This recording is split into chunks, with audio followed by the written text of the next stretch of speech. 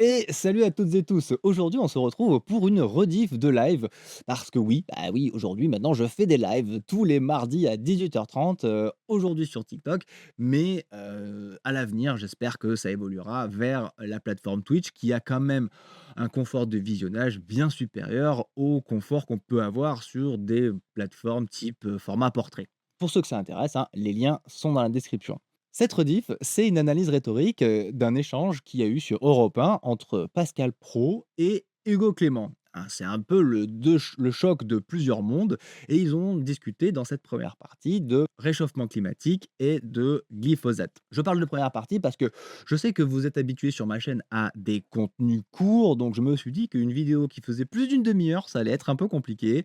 Donc j'ai préféré découper cette vidéo en deux parties et la deuxième partie, sortira normalement mercredi prochain, donc n'hésitez pas à vous abonner à cette chaîne si ça vous intéresse. Et cette fois, ce sera Hugo Clément face à un auditeur qui, lui, est directeur de cirque. Si vous connaissez les positions d'Hugo Clément, vous imaginez que l'échange peut être très intéressant et surtout les arguments tels qu'ils sont dits et utilisés peuvent être ultra intéressants. Voilà, je crois que je vous ai tout dit. Rendez-vous tous les mardis à 18h30 et sinon, bah, bonne rediffusion. Vous écrivez, nous sommes le vendredi 3 janvier 2020, ma fille Jim est née à 14h24, sa vie commence dans l'amour et la sécurité, pourtant en 2100, Ah, c'est intéressant. le monde tel que nous le connaissons n'existera plus, il n'est pas trop tard, pour Jim et pour tous les autres enfants, nous pouvons nous battre. Attention. C'est une projection que vous faites. Alors, c'est pas moi qui l'a fait, hein, ce sont Ah, vous avez entendu? Ça y est. La première balle perdue de Pascal Praud, c'est une projection que vous faites, hein.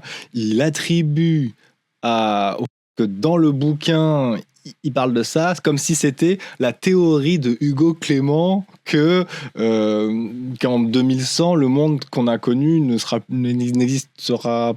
Le monde d'aujourd'hui ne sera plus le même du tout dans 80 ans. Pourtant, ça me semble personnellement assez évident, toujours évidemment, hein. On fait preuve d'esprit critique, les évidences, ça se remet en question. Mais bon, quand le GIEC tire le trait, c'est quand même. Les projections semblent plus réalistes que irréalistes. J'imagine que c'est ce qu'il va répondre. les scientifiques, notamment le GIEC, qui explique effectivement que si on continue au rythme actuel, Qui n'est pas forcément parole d'évangile. Ah, ce n'est pas une parole d'évangile, le GIEC. Il dit, non, mais d'accord, et évidemment, parce que les scientifiques, par construction, plus la science avance et plus on affine. Mais pour l'instant, le GIEC n'a fait que donner des scénarios en fait, à chaque fois, le GIEC nous ressort des rapports et les rapports d'après sont encore plus alarmistes parce qu'on n'a pas pris en compte les bonnes mesures. Et donc, à chaque fois, ils remettent à jour et en fait, jamais on se rend compte, jamais on découvre que, oh, waouh, super, finalement, ça a amélioré. Pas du tout. Donc, parole d'évangile, non, mais pour l'instant, il n'y a rien qui va nous sauver, quoi. Enfin, nous sauver, on se comprend. Je pense que les Français existeront toujours. Je pense que les pays occidentaux, en 2100, ils seront toujours à l'aise. On mettra juste plus fort la clim. Je pense surtout à toutes les autres populations qui vont vraiment beaucoup souffrir. Le GIEC. alors qui n'est pas parole d'évangile, mais qui est parole scientifique. C'est-à-dire qu'on sait ce qui va se passer. Et d'ailleurs, on voit, il n'y a pas besoin d'attendre 2100. Hein. Allez demander aux Français en Vendée qui sont en train de perdre leur maison, qui se fissurent à cause de la sécheresse, ce qu'ils pensent du changement climatique. Allez demander aux habitants de la vallée de la Vésubie qui subissent de manière très régulière des inondations catastrophiques.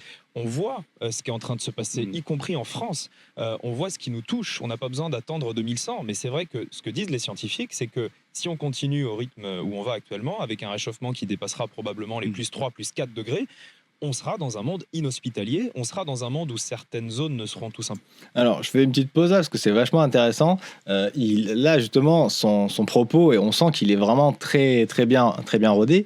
Voilà, il vient d'un postulat qui est scientifique. Voilà, les scientifiques disent tac, tac, tac, tac. Et pour se relier à Pascal Praud, pour se relier à son audience, il va donner des exemples qui sont concrets. Hein, il sait très bien qu'on est sur Europe 1, il sait très bien que Pascal Praud, il flirte très fort avec la droite ou la droite de la droite. Donc, il va aller toucher vraiment les zones qui sont qui vont lui parler. Et ça, je trouve ça c'est vraiment très clean. Parce qu'en plus d'être scientifiquement cohérent, derrière, il apporte l'illustration qui va bien.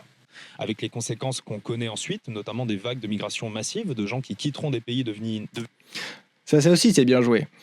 Des vagues d'immigration massive. Donc là, c'est très fort, hein. C'est-à-dire que Hugo Clément qui vient face à Pascal Pro pour parler en plus en utilisant des mots-clés qui touchent le public, probablement une grande partie du public d'Europe 1 et en plus une partie, et en plus même du plateau quoi, de Pascal Pro. C'est-à-dire que le mot immigration, normalement, j'imagine que dans la tête de Pascal Pro, c'est un trigger instantané.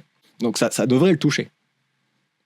Devenus inhabitables pour venir dans nos contrées et toutes les conséquences qu'on peut imaginer en termes de conflits. La question, évidemment, le réchauffement climatique, il existe. La part de l'homme, c'est là que parfois le débat commence. Je sais par exemple qu'en France, on est responsable à moins d'1% des émissions de gaz.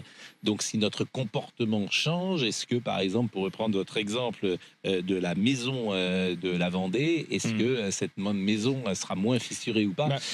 Alors là, ouais, c'est vachement intéressant parce que du coup, Pascal Pro minimise l'impact des Français. C'est donc est-ce que les Français doivent se sacrifier? On ne représente que 1% des émissions. Alors ouais, on représente que 1% des émissions, mais est-ce qu'on ne doit pas quand même faire notre part? C'est un peu de la déresponsabilisation. Si quelqu'un jette une bouteille en plastique dans la rue, s'il y a 50 personnes autour, personne va lui faire la réflexion. En revanche, s'il n'y en a qu'une seule, si elle fait ça devant vous, vous allez avoir beaucoup moins de mal à lui dire ramasse ta bouteille. Pourquoi on a tendance à ne pas intervenir quand on voit quelqu'un faire une incivilité, comme des gens qui jettent un déchet par terre ou qui grugent les transports en commun? Eh bien, une des raisons principales est la présence d'un public, et cet effet s'appelle l'effet spectateur. L'idée est que plus il y a de monde autour de nous, qui pourrait aussi réagir face à la situation, moins nous allons réagir. Sauf que tous les gens qui sont présents sont aussi victimes de cet effet. Du coup, personne ne fait rien. Et ça marche de la même façon quand on assiste à un vol, une agression ou qu'on voit quelqu'un par terre. Dans ces cas-là, il faut toujours se demander « Mais qu'est-ce que j'aurais fait s'il n'y avait personne d'autre autour de moi ?» Et pour devenir un pro de rhétorique et d'esprit critique, abonne-toi. Alors, Liv Loon, tu nous dis... il parle assez peu des problèmes sociaux, de l'inégalité, je trouve. Or, c'est un levier important. Ok, d'accord. Rien que ces exemples, les gens qui ont une maison en Vendée ne représentent pas la majorité. C'est vrai.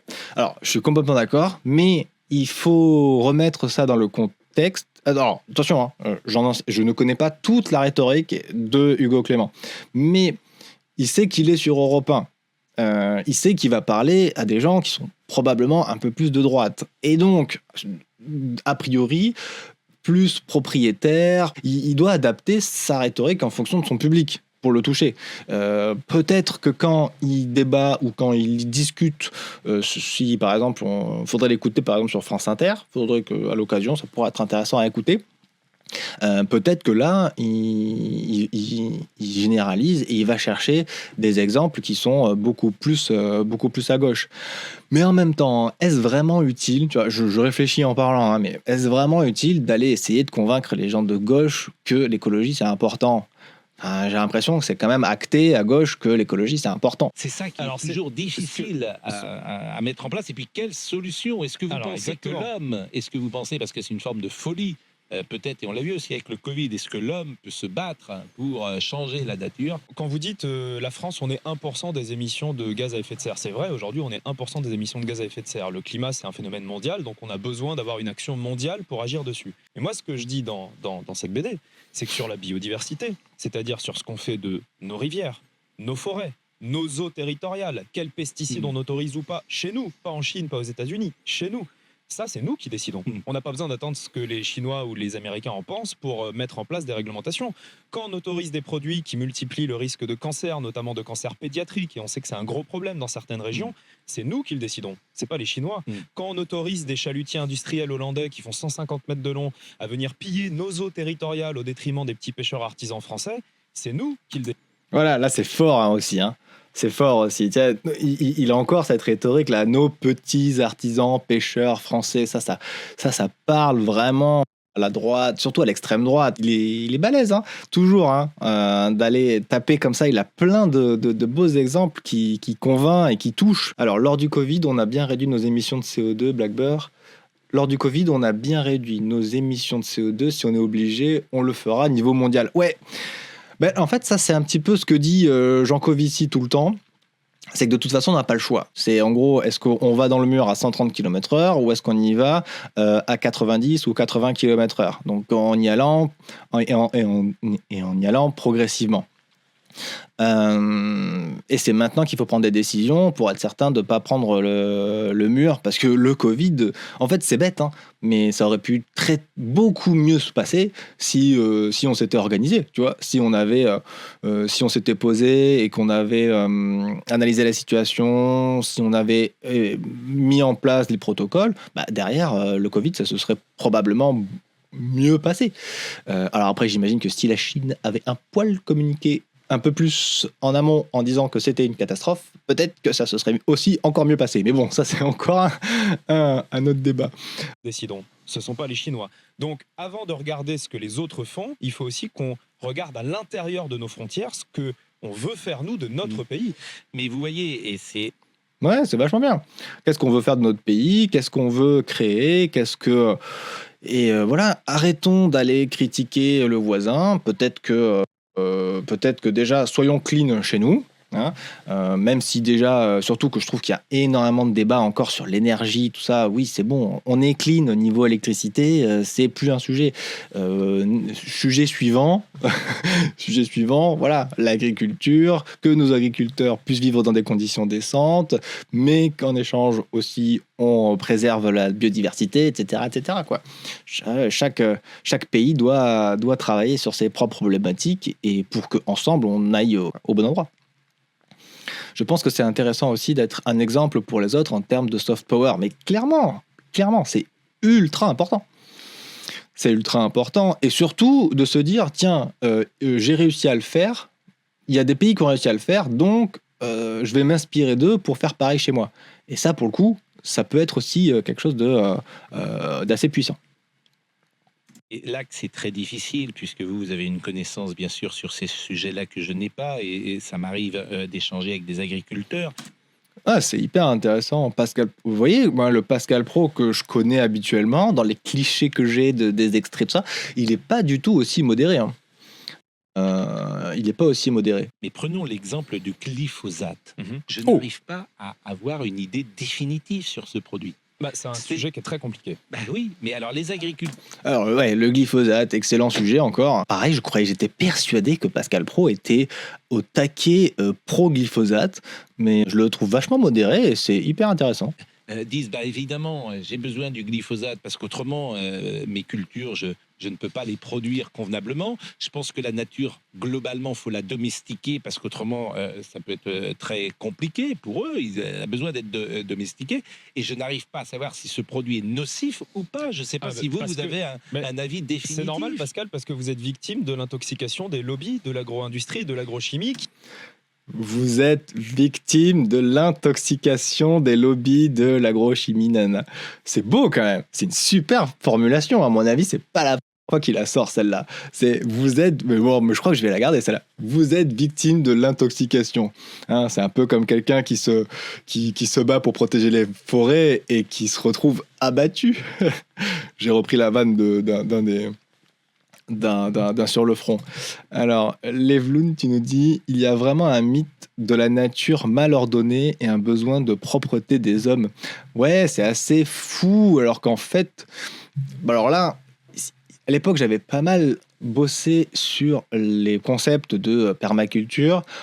Il y a de mémoire, il y a vraiment deux axes sur lesquels on est à peu près tous d'accord sur ces problématiques-là. C'est que le premier, c'est que la nature ne nous a pas attendu pour être capable de faire des tomates et de faire des fraises. Hein, voilà, la nature toute seule est capable de nous produire à manger sans intervention humaine. En revanche, de l'autre côté, ça c'est les agriculteurs conventionnels vont te dire, bah ouais, mais le rendement, c'est pas ça, quoi. C'est-à-dire que t'as vraiment pas de rendement, t'as pas de garantie de rendement, et derrière, bah, t'as pas du coup de salaire. J'ai l'impression que notre système de société nous empêche d'avoir cette flexibilité du marché. Est-ce que demain, en tant que Français, on est francophone, alors peut-être vous n'êtes pas tous francophones, tous en France métropolitaine, Mais est-ce que demain, on est OK pour n'avoir que des légumes de saison et des fruits de saison? Moi, personnellement, ça me va, mais est-ce qu'on est tous d'accord avec ça? Pas sûr. Il est nocif. Blackbird, tu dis, il est nocif, Pascal? Pascal Pro? Écoute, là, franchement, je le trouve ultra cool, hein. Enfin, je trouve qu'il fait son boulot de journaliste à la Apolline de Malherbe. Voilà, il titille, mais sans forcément hurler et insulter, quoi. Livloun, tu nous dis oui, après on a besoin de nourrir tout le monde. Alors, oui, mais alors là, il faudrait aller vérifier. Mais il me semble quand même qu'on produit largement assez de nourriture pour tout le monde, hein. Je pense que oh là là, j'ai perdu les chiffres, mais le gaspillage alimentaire, c'est juste hallucinant, le volume. Donc, a priori, on pourrait baisser notre capacité de production pour avoir des produits de meilleure qualité et les gens mangeraient quand même. Peut-être qu'on jetterait juste moins. Après, j'imagine qu'il y a plein d'axes, hein. Il est nocif, le glyphosate est nocif. Ah bah oui, le produit en soi est nocif. Après, la question, c'est comment tu t'en sers, à quelle destination. Et moi, c'est surtout ça qui m'inquiète le plus, c'est que c'est bien de se dire on arrête le glyphosate, soit, parce que c'est un cancérogène problème, je pense un cancérogène probable, et ça, j'imagine qu'ils vont en parler. Mais c'est surtout, tu le remplaces par quoi? Et moi, c'est toujours ça qui me fait peur, c'est quand on arrête quelque chose. C'est très bien, mais il faut toujours se demander, on le remplace par quoi, hein? C'est un petit peu comme en géopolitique. Demain, tu enlèves un dictateur qui est en place, c'est très bien, c'était un dictateur qui était méchant, les dictateurs c'est mal, très bien, on l'enlève, et du coup, mais on le remplace par quoi, hein? Si c'est pour le remplacer par un équivalent, ça ne sert strictement à rien. Toujours penser à, ok, on le remplace par quoi? Quand le glyphosate a été menacé, les recherches ont été boostées, c'est intéressant. C'est un débat compliqué, la recherche scientifique, financée par les entreprises. J'ai toujours un peu de mal avec les recherches scientifiques avec conflit d'intérêts. D'où l'intérêt aussi de forcer un peu la politique, clairement. Qui arrive à vous faire douter. Et c'est le but de ces grosses puissances industrielles et financières. Pour vous, c'est En fait, il faut regarder. toxique. Bien sûr que c'est toxique. Il faut regarder ce que disent les scientifiques, pas les agences réglementaires, les scientifiques. Dans ce cas-là, si eux disent que le glyphosate c'est tout pourri, tant mieux.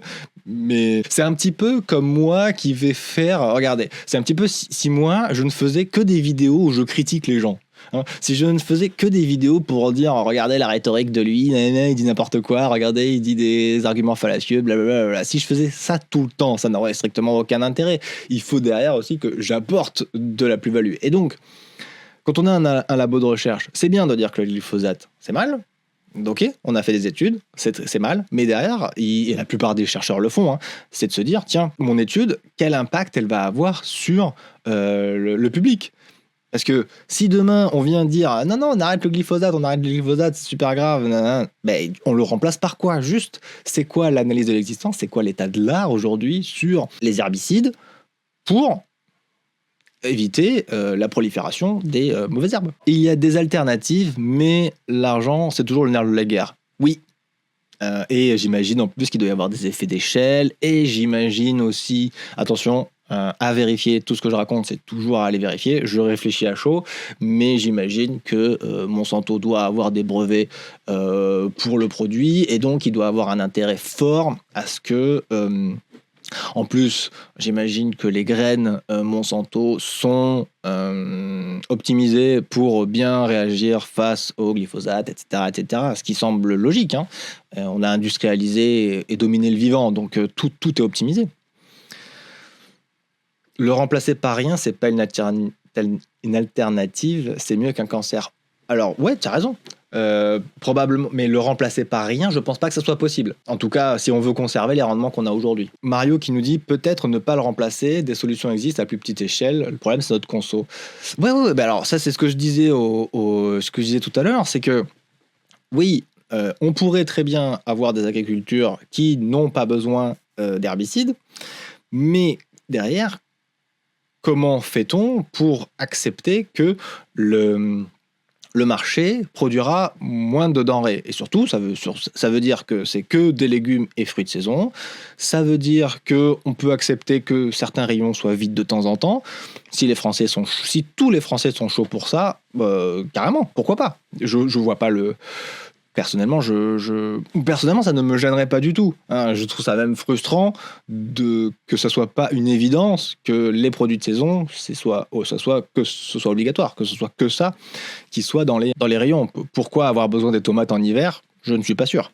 Hein, les tomates en conserve, voilà, on met en conserve pour l'hiver, pour récupérer les tomates, et puis basta. Enfin, et on aura des tomates fraîches l'été. Mais bon, j'avoue que je ne sais pas qui de l'œuf ou la poule, parce que les industriels vont te dire que c'est les consommateurs, et les consommateurs vont te dire que c'est les industriels. C'est un peu le serpent qui se mord la queue. Mais oui, a priori, on est sur... a priori, j'imagine que c'est une des solutions viables. Le PB, en plus de la KTIT, c'est le prix, quoi. Le coût en bio, déjà. Alors ça, pour le coup... Le bio, ils ont déjà montré que c'était les distributeurs qui se faisaient des marges de maboule sur le bio, sous prétexte que c'est bio. Et a priori, il y a énormément de boulot à faire, hein, pour que ça soit beaucoup plus carré. Moins en quantité, suppression des engrais égale hausse des prix. Il faut juste en être conscient. Complètement. Complètement. Et hausse des prix, ça veut dire, à côté, que les gens pourront moins bien se nourrir.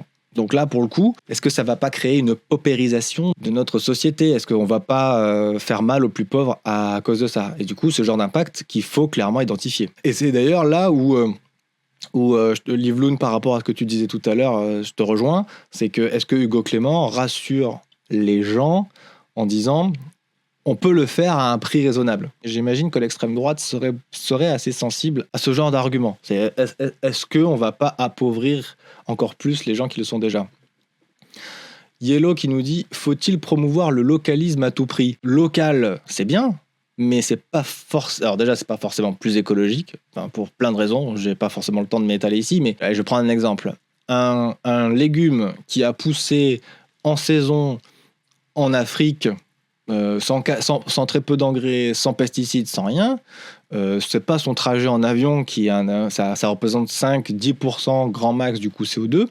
Ce légume-là sera globalement plus écologique que le légume qui a poussé sous serre, chauffé, avec une quantité entre 5 et 10 fois supérieure d'eau nécessaire. Donc local, oui, mais intelligemment. Hein. Je vous donne un autre exemple. Et ça, pour le coup, j'ai encore bien en tête l'étude scientifique. Une salade anglaise mangée localement en Angleterre est plus polluante qu'une salade qui a poussé en Espagne et qui est montée en camion frigorifique jusqu'en Angleterre. Juste pour vous dire à quel point manger local, c'est bien, mais que si c'est hors saison, c'est débile. Parce que les agences réglementaires qui disent qu'il n'y a aucun problème, sur quoi elles se basent ? Notamment sur des études qui sont faites par les fabricants de pesticides eux-mêmes, qui disent qu'il n'y a pas de souci avec les produits. Évidemment, ils vont... Donc là, Hugo Clément dit vous êtes fait enfumer par les lobbyistes qui veulent justement vous semer le doute. Et donc, Hugo Clément, du coup, lance cette idée qu'on ne peut pas trop faire confiance... on ne peut pas faire confiance à des études qui ont été faites par les industriels eux-mêmes. Alors, je suis un peu d'accord avec lui, mais parfois, on n'a pas trop le choix. Icar, bonsoir, je ne reste pas longtemps, mais un peu d'esprit critique, ça fait du bien. Pas de souci, salut Icar. Alors, j'arrive pas à prononcer ton nom, hein, CPUA. On peut accepter sur la viande, on pourra pas sur les céréales qui impactent plein d'autres secteurs. Ouais, c'est possible. Livloun, alors ça, le FSA et l'ANSES sont derrière quand même. Oui, pour les études sur les études des entreprises, évidemment que c'est vérifié. Hein. Mais Élise Lucet, ok, Icar, je comprends pas ta ref. Livloun, les études sont très chères en plus, c'est clair, ça coûte un bras. Dadou, Hugo Clément est malheureusement un peu trop engagé. Ça met un red flag. Eh ben écoute, Bah, alors, je te jure que je sais pas si tu étais là au début du live, mais je trouve que les deux, Pascal, moi je m'attendais à ce qu'ils se mettent sur la figure, hein, Pascal Pro et Hugo Clément, mais en fait c'est posé de ouf. Enfin, Hugo Clément, c'est autant il y a 2-3 ans, je pense 3-4 ans, il était vraiment en mode point, point, point. Là, franchement, sa rhétorique elle est cool, c'est posé, il s'explique, il utilise des métaphores qui parlent à son public, il a en plus une rhétorique qui est basée sur la science la plupart du temps, et après du coup il illustre. Franchement c'est ultra clean et ça fait un bien fou d'entendre parler d'écologie en se basant sur des faits, ou au moins sur de la recherche scientifique. On pas dire l'inverse. Quand vous regardez ce que dit le Centre international de recherche sur le cancer, qui est l'organisme de référence au niveau mondial, ils disent le glyphosate est un cancérogène probable. Quand vous regardez ce que dit l'INSERM, organisme de référence... Ouais, alors j'ai toujours un problème avec cet argument. Oui, mais il me semble que le jambon, c'est aussi un cancérogène probable, hein. Donc il y a énormément de choses qui sont cancérogènes probables. Donc cette qualification, elle est toujours un peu complexe elle est toujours très compliquée à défendre. Mais il a raison de le faire. Mais si vous le mettez en regard avec d'autres classifications, ça peut paraître toujours un peu ridicule. Il est casse-gueule, que le café, exactement, le café. Alors que, attends, il me semble avoir lu une étude il n'y a pas longtemps qui dit que le café... Ils ont comparé des populations qui buvaient du café et des populations qui ne buvaient pas de café. Ils se sont rendus compte que celles qui buvaient du café avaient moins de risques d'accidents cardiovasculaires, quelque chose comme ça. Le youtubeur Matadon a fait d'excellentes vidéos sourcées sur le sujet. Ouais, je les avais vues à l'époque. J'ai plus tout en tête, mais c'était une série qui était très intéressante. Après, elle date un petit peu. Peut-être que la littérature a évolué. Peut-être que, justement, hein, comme le disait Liv Loon, peut-être que depuis l'INRA a peut-être fait d'autres études qui sont moins biaisées, tout ça. Donc voilà, faut... Oui, cardiovasculaire. Ah ben c'était ça. Ah ben merci Astro Hero. Nickel. De recherche scientifique en France, ils disent attention, il y a des risques. Évidemment que la science montre... Pardon, j'avais pas vu. Ma belle-mère est cancérogène probable selon moi. T'es bête. Moi j'adore ma belle-mère. Hein. Si elle passe par ici, coucou. Le glyphosate est un cancérogène probable. Quand vous regardez ce que dit l'INSERM, organisme de référence de recherche scientifique en France, ils disent attention, il y a des risques. Évidemment que la science montre qu'il y a... Ah, du coup là, voilà, on a bien une source, l'INSERM. Attention, il y a des risques. Très bien. Ça c'est cool. Donc, du coup, ce qui est bien, c'est qu'on peut aller vérifier. En fait, je trouve qu'il donne assez de précision dans ses propos pour qu'on puisse nous-mêmes aller vérifier. Interdit, je le rappelle, il n'est pas interdit en France, alors qu'Emmanuel Macron avait promis de le faire. Oui, mais parce que visiblement... Ouais, mais Emmanuel Macron, il avait promis de le faire, mais... Enfin, évidemment, il y a plein de trucs. Hein. Il a promis de planter 1 milliard d'arbres, et en fait, j'apprends là, en regardant Sur le front, qu'en fait, il rase les arbres, et en fait, il les replante, et c'est ça qui fait partie du 1 milliard d'arbres. Je fais, bon, ok, super. Il avait promis aussi de fermer Fessenheim et de réduire le nucléaire. Bah, Heureusement, il l'a pas fait. Voilà, donc heureusement, les gens changent d'avis. Hein. Après, vous êtes d'accord, vous n'êtes pas d'accord, on n'est pas forcément là pour en parler. Mais... Des études l'ont convaincu du contraire, si j'ai bien compris. Non, ce sont je ne crois pas trop au lobby aujourd'hui. Ah, c'est marrant que Pascal Pro, je vous remets l'extrait. Je le rappelle, il n'est pas interdit en France, alors qu'Emmanuel Macron avait promis de le faire. Oui, mais parce que visiblement, des études l'ont convaincu du contraire. Donc, je trouve ça fou. C'est-à-dire qu'on a littéralement Pascal Pro qui dit « Oui, Emmanuel Macron a probablement été convaincu par des scientifiques que le glyphosate, c'était pas une si mauvaise idée que ça. » C'est fou que Pascal Pro soit d'accord avec Emmanuel Macron et qui lui servent justement de caution comme ça. Oui, Icar, bah oui. Par contre, je suis choqué. Bah, moi aussi, je suis choqué de ouf. Eh ben, dis donc. Je suis vraiment surpris, mais complètement. Je m'attendais tellement pas à ça dans cette interview. Si non, je ne crois pas trop au lobby aujourd'hui. Allez voir comment ça se passe à l'Europe. Je crois pas trop au lobby. Alors, mais Pascal Pro vient de dire je ne crois pas trop au lobby. Mais il y a un truc qui me dépasse. Ben oui. C'est clair. Alors attention, hein, Yellow, moi du coup, j'ai toujours la même ligne édito, c'est je suspends mon jugement, et là, force est de constater que Voilà. Bah, par contre, je ne crois pas au lobby. Bah, je crois que ça, c'est un peu bizarre parce que vous m'arrêtez si je me trompe, mais il me semble que c'est c'est un fait. Enfin, c'est un métier lobbyiste. Enfin, c'est un vrai truc. Enfin, il y a des gens qui sont payés pour aller faire du lobby au niveau des députés européens, au niveau des députés français. Comment tu peux croire pas trop? Ah mince, je sais plus pourquoi. Ah oui, c'est Pascal Pro qui dit je crois pas trop au lobby, mais enfin, bien sûr que si. Enfin, je sais pas, ça me dépasse. Après, ça y est, je crois au paranormal maintenant. Moi, je crois pas trop au paranormal. Mais c'est trop bizarre comme formulation. C'est vrai que je suis d'accord. Je suis d'accord. Écoute, c'est comme ça. Hein. Pascal, pardon, mais vous êtes un peu naïf si vous croyez pas. Voilà, boum. Bah, elle a balle perdue, vous avez entendu? Pascal, vous êtes un peu naïf. Ouais, c'est bien.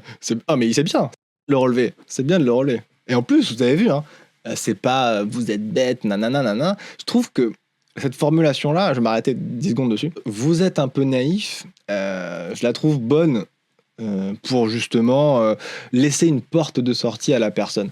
Parce que si vous l'agressez directement dans sa personne, elle peut se braquer, alors que là, quand même, tu es un peu naïf, ça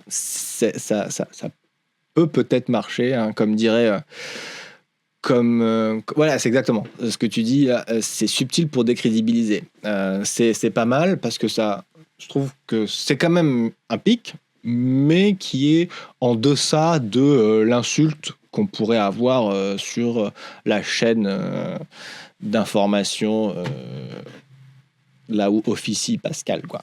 Au lobby, parce que évidemment sur que ce les termes de sujet-là, l'agrochimie. alors je ont du crois au pouvoir. lobby, vous avez raison, peut-être Bah oui, il croit au lobby, bien sûr. Là, il a fait son journaliste. Il voulait. ponctuellement, mais sur ce sujet qui a été très expertisé ces dernières années, j'ai le sentiment, et peut-être que je me trompe, que je vais si vous poser une vraiment ce question. produit était cancérigène, Mais évidemment, j'imagine qu'Emmanuel Macron le retirerait Mais- de la circulation. Mais pas du tout. Bah, pas du tout. Je vois pas le rapport. C'est juste qu'il n'y a pas d'alternative. Enfin, en l'état, là, ils sont coincés entre le marteau et l'enclume. Bon, merci pour tout ton travail. En tout cas, j'adore. Bonne soirée. Bah, avec plaisir, Ricard. Bonne soirée. À la prochaine. Tous les mardis, hein. Tous les mardis, de 18h30. Non, malheureusement, c'est pas comme ça que ça marche. Si un fabricant de pesticides, par exemple Bayer Monsanto, fait une étude et vous dit mon glyphosate n'est pas cancérogène, est-ce que vous allez le croire?